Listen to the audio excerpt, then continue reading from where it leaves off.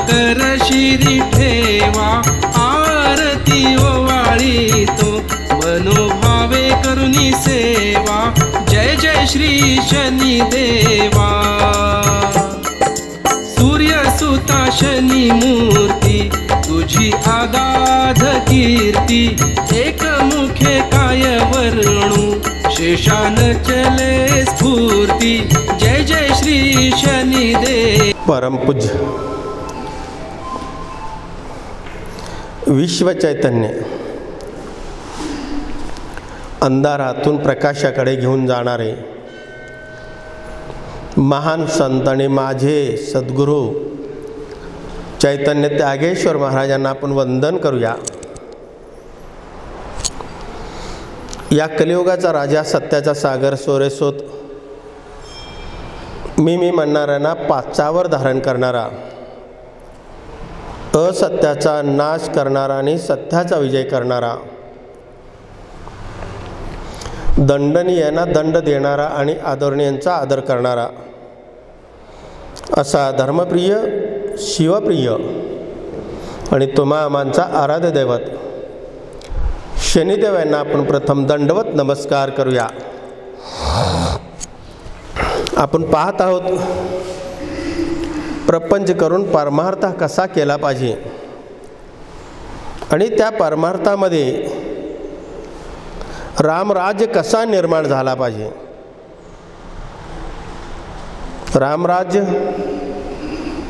सृष्टीच्या अगोदरी होतं, सृष्टी आहे तोही आहे आणि सृष्टी लोप पावला तरी रामराज्य राहतो, त्याला रामराज्य म्हणायचं।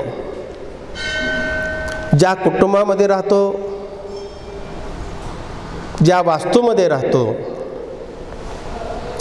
त्या वास्तूमध्ये पूर्वीही रामराज्य होतं, तुम्ही आहात म्हणूनही रामराज्य आहे आणि तुमच्या कर्तृत्वाने पुढे भविष्यात सुद्धा रामराज्य राहील। तो घर म्हणजे मंदिर।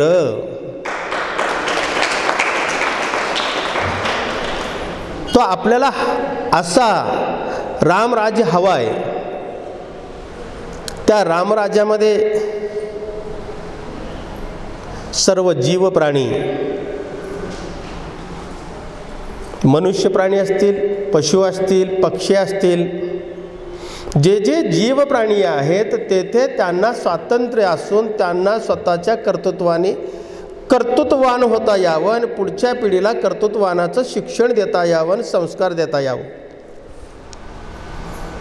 हे रामराज्याची व्याख्या आहे। प्रभू रामचंद्रांनी पूर्ण अवतार पुरुषोत्तम विष्णू, महाविष्णू, ज्यांनी सृष्टीची रचिता रचली, ज्यांनी लीला केली, त्या लीलेमध्ये अनेकांनी ज्यांनी अपेक्षा व्यक्त केल्या होत्या त्यांचा उद्धार केला। जे जे वांछिले ते होवो प्राणी जात, ज्यांची जे जी अपेक्षा होती, मातोश्री कैकेयीची अपेक्षा असतील, पिताश्री दशरथ राजांच्या असतील, कौशल्याचा असेल किंवा त्या अयोध्या नगरीवाल्यांचा असेल, जे सप्तपुरी आहेत त्यातली पहिली पुरी सृष्टी निर्माण झाली ती अवंतीपुरी ज्याला म्हणतो, त्या पिढीनं अनेक त्यांच्या पूर्वजांनी अनेक तत्वाचं पालन केलं। तत्वाला कधीही तडा जाऊ दिला नाही। मग अशा कुटुंबामध्ये एक देव जन्माला येतो आणि केवळ एक लीला करण्यासाठी, एक भविष्यामध्ये एक इतिहास, एक रचना, एक संस्कार, एक विचार, एक तत्व हे ठेवण्यासाठी त्यांना ते लीला करावं लागलं। त्यांच्यामध्ये अनेकांचा उद्धार झाला, अनेकांना मुक्ती मिळाली, अनेकांची मैत्री झाली. जे भिल्ल होते, जे सर्वसामान्य होते, त्यांच्याशी ते मैत्री केले. वल्गल कमरेला गुंडाळून जंगलामध्ये राहिले, सर्वसामान्य जीवन जगले. आणि हे जीवन जगत असताना अनेक प्रसंग अनुभवले. त्यामध्ये अनेक राजे, अनेक संस्थानिक त्यांना भेटले आणि ते सुद्धा राममय होऊन गेले. मागच्या प्रवचनामध्ये मी दिला आणि निषाद राजा असतील, केवट असतील, गोवे असतील, अनेक असे महान राजे महाराजे त्यांना भेटले, त्यांना मदत केले. वाल्मिकी ऋषीसारखे ऋषी भेटले, ज्यांनी प्रभू रामचंद्र जन्मण्याच्या अगोदर हजारो वर्ष रामायण लिहिलं होतं. अशी कल्पना नाही की बा प्रभू रामचंद्र होऊन गेलेत आणि रामायण लिहिलं गेलं, असं नाही आहे. पूर्वी लिहून ठेवलेलं होतं. असे माझ्या माहितीप्रमाणे, माझ्या वाचनीय 350 रामायण भारतामध्ये आहेत, जगामध्ये आहेत. मग ते वैशिष्ट्य रामायण असेल, तुलसी रामायण असेल, वाल्मिकी असेल, अनेक भाषामध्ये, इंडोनेशियामध्ये आहेत, बाहेर देशामध्ये आहेत. तामिळनाडूमध्ये गेला तर त्याची नावं वेगळी आहेत, उत्तर भारतामध्ये वेगळे आहेत. अनेक संतांनी लिहिलेलं आहे, त्यांच्या परीनं प्रभू रामचंद्राचं गुणगान गायलेलं आहे. हे गुणगान गात असताना त्यांचा प्रवासाचा वर्णन जर आपण ऐकत राहिलो तर आपण नक्कीच राम आहोत हे आपल्याला जाणीव होईल. आणि त्यांच्या प्रवासाने शूर्पणखासारख्यांचं सहवास त्यांना लाभला. ते ठीक आहे, तो नाक कापला गेला, तो पार्ट वेगळा, पण प्रभू रामचंद्रांना प्रत्यक्ष ती पाहिली. किती भाग्यवान ती सुद्धा. खर असेल, दूषण असेल, विराज असेल, हे सगळे राक्षस गण सुद्धा, मरीची असेल, रावणाला सुद्धा मुक्ती रामामुळे मिळालं. एवढी विद्वत्ता होती. महान विद्वान असा रावण, तिची वर्णन ह्या सृष्टीमध्ये कोणी करू शकलं नाही. त्याची महानता, त्याचे तत्व, त्याचे विचार, त्याच्याएवढं बुद्धिजीवी माणूस, दशानन, विश्रावाचा मुलगा, एक राक्षसिणीचा मुलगा, एक ब्राह्मण पुत्र, वर्णन करावं तेवढं कमीच आहे रावणाचं. पण त्यांनी सुद्धा इच्छा प्रकट केली होती की मला देवाच्या हातानेच मला मुक्ती पाहिजे. त्याला प्रभू रामचंद्राच्या हातानेच मुक्ती मिळाली. शबरीसारख्याचे उष्टे बोर, हे सगळे कल्पनाच्याही पलीकडचे कल्पना आहेत. जेव्हा प्रवास करत असताना हनुमानाच्या माध्यमातून अंगद, जांबवंत हे सगळे त्यांना येऊन मिळाले. जांबवंतांना सुद्धा ज्ञान खूप होता, बुद्धिजीवी होते. असे माणसं एकत्र यावं, एकत्र मिळावं. आणि याच्याही पलीकडे जाऊन सांगतो की अहिल्यासारख्या एक शिळारूप मातेला तिने मुक्ती मिळवून द्यावी. एक महान भरद्वाजसारखा एक संत, मोठा योगी, महातपस्वी, हे संतांची जी परंपरा आहे, अनेक संत आहेत. मी एखादं उदाहरण देऊन एखादं नाव घेत असतो त्यातनं. यांचा सहवास त्यांना लाभला, यांची अनुभूती त्यांना मिळाली, त्यांचा आशीर्वाद त्यांना मिळाला. एक देव अवतार होऊन सुद्धा संतांचा आशीर्वाद घेण्याची ज्याच्याकडे मानसिकता आहे तो खरा देव.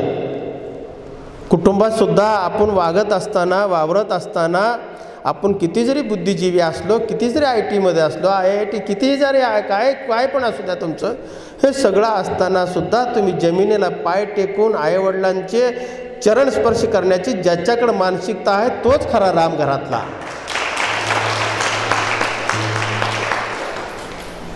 तो खरा राम आहे, तो राम भक्त आहे. राम एक सृष्टी आहे, राम एक स्रष्टा आहे, राम एक आस्था आहे, राम एक प्रेरणा आहे, राम एक शक्ती आहे. ह्या कल्पनाच्याही पलीकडची कल्पना आहे. एक जंगलात सर्वसामान्य राहून विचाराशी लढत, असत्याशी सत्याने लढत, सत्याला उशीर होईल पण सत्याचा विजय होतो हे त्यातनं त्यांनी दाखवून दिलं. ह्या सगळ्या गोष्टी घडत असताना हनुमंतासारख्या पवनपुत्र ज्याला म्हणतो आपण, तसं पाहिलं तर तो रुद्र आहे, महादेवाचं रूप आहे.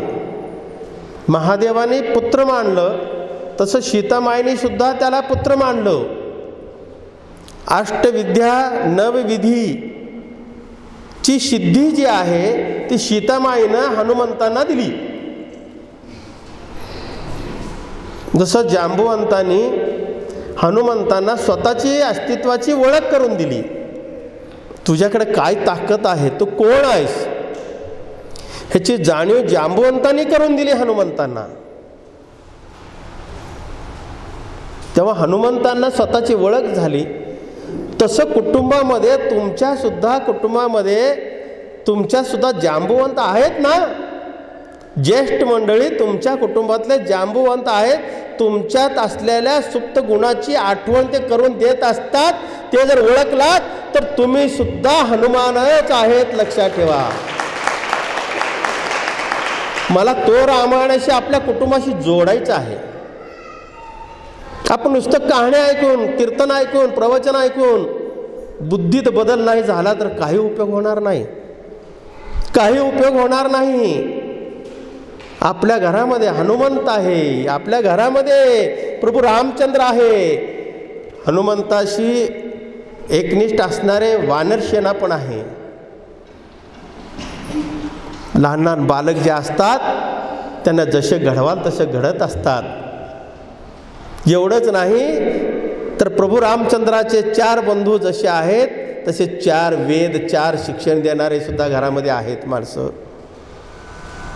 ते सुद्धा आहेत आपल्या घरामध्ये. भरतासारखे पादुके ठेवून भक्ती करणारा आपला धाकटा बंधू आहे ना आपलं, त्याच्याकडे पण त्या दृष्टीनं आपण पाहत नाही. त्या दृष्टीनं तुम्ही पाहिला तर तुमच्या घरामध्ये भरत राजा आहेत, शत्रुघ्न संरक्षण करणारा स्वरक्षक शत्रुघ्न सुद्धा आहे. पण आपली दृष्टी बदलली पाहिजे. दृष्टी आपली बदलली की द्रष्टा बदलतो, तरच आपल्यामध्ये रामराज्य निर्माण होईल. रामराज्य निर्माण व्हावं म्हणणं सोपं आहे, पण स्वतःमध्ये बदल करणं खूप अवघड आहे.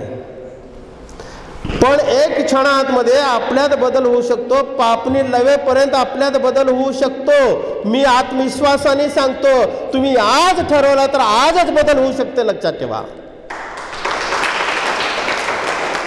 सगळे विकार फेकून द्या, विकाराचे कपडे फेकून द्या. तुमच्यावर आवरण असलेले हे जे विकार आहेत ना, विकार, हे सगळं फेकून द्या. लोक हसतील थोडे दिवस. प्रभू रामचंद्र वनवासाला जाताना काही लोक हसणारे होते तिथं, नव्हते असं नाहीये. पण हसणारे असल्याशिवाय बी कर्तृत्वान माणसाला मान नाहीये, मान मिळू शकत नाही. म्हणून आपल्या कुटुंबामधला प्रभू रामचंद्राला ओळखायचं असेल तर आपण कुणीतरी कौशल्य झाली पाहिजे, कुणीतरी कैकई झालं पाहिजे, कुणीतरी दशरथ राजे झालं पाहिजे, कुणीतरी भरत झालं पाहिजे. ह्या गोष्टी आपण अनुकरण केलात, आपण स्वीकारलात तर मात्र आपल्याला नक्कीच काहीतरी आपल्याबरोबर जगाचा उद्धार व्हावा ही भावना जर मनात असेल तर नक्कीच आपल्या घरामध्ये रामराज्य आल्याशिवाय राहणार नाही. एवढे मोठे महान राम प्रभू रामचंद्र जेव्हा वैकुंठ गमनाचा वेळ आला, वैकुंठ गमनाचा वेळ आल्यानंतर त्यांनी स्वतःचं तृण मात्र घेऊन गेले. स्वतःचा तृण मात्र, काही त्यांचा दुर्गुण ठेवला नाही. पण घेऊन जात असताना 5 व्यक्तींना त्यांनी ठेवून गेले. जाताना 5 व्यक्तींना त्यांनी ठेवून गेले. ती 5 व्यक्ती द्विमंद, ज्यांनी महाभारताच्या काळापर्यंत राहिले आणि महाभारताच्या काळामध्ये बळीरामाच्या हातनं त्यांना मुक्ती मिळाली. मंदक हे सुद्धा महाभारताच्या काळापर्यंत होते आणि तेव्हा त्यांनी देह ठेवला. जांबुवंत सुद्धा महाभारताच्या काळापर्यंत होते आणि महाभारताच्या काळापर्यंत राहून त्यांची मुलगी जांबुवंती हे कृष्णाशी लग्न केली. जांबुवंताचे जावई कृष्ण म्हणजे प्रभू रामचंद्र, त्यांचे जावई होते पुढच्या याच्यामध्ये अवतारामध्ये. आणि एवढंच नाही, भारतापासून 100 कोस लांब अशा खोल अशा पाताळामध्ये, म्हणजे आत्ताची श्रीलंका, शिलोन, पूर्वीचा शिलोन, आत्ताचं श्रीलंका, इथे बिभीषणाचं राज्याभिषेक केलं. 1 कल्पापर्यंत राज्य करण्याचा त्यांनी आशीर्वाद दिला प्रभू रामचंद्रांनी त्या बिभीषणाला. लक्षात ठेवा, दिलेलं वचन पूर्ण केलं. आपण वचन पूर्ण करतो का? भाव वाटणी करत असताना भावाला कसं रेटायचं, कसं दाबायचं, भावाला कसं कमी द्यायचं, अशी आपली गृहमंत्री शिकवते. आणि तो सल्ला आपण घेतो आणि आपल्या कुटुंबामध्ये महाभारत घडवतो, रामायण विसरून जातो. पण त्याने दिलेलं वचन पूर्ण केलं. राहिले ते हनुमानजींना त्यांनी चिरंजीव ठेवलं.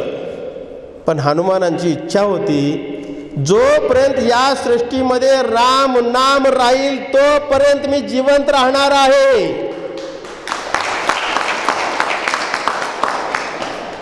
प्रभू रामचंद्रांनी त्याला वरदान दिलं आणि त्याला चिरंजीव केलं. 7 चिरंजीवपैकी एक आहेत ते.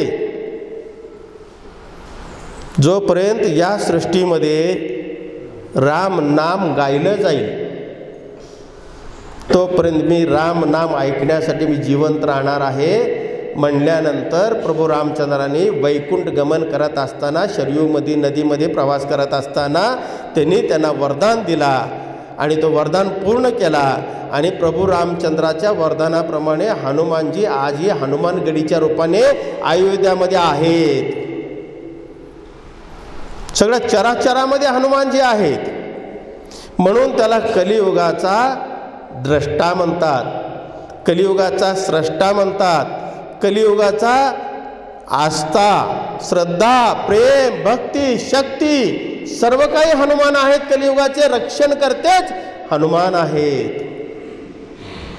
त्या कलियुगामध्ये हनुमानाशिवाय बलवान, शक्तिवान, सामर्थ्यवान, नीतिवंत त्यांच्यासारखी भक्ती कोणाकडे नव्हती, त्यांच्याकडे शक्ती कोणाकडे नव्हती. आणि तीही आज उजळून दिसत आहे.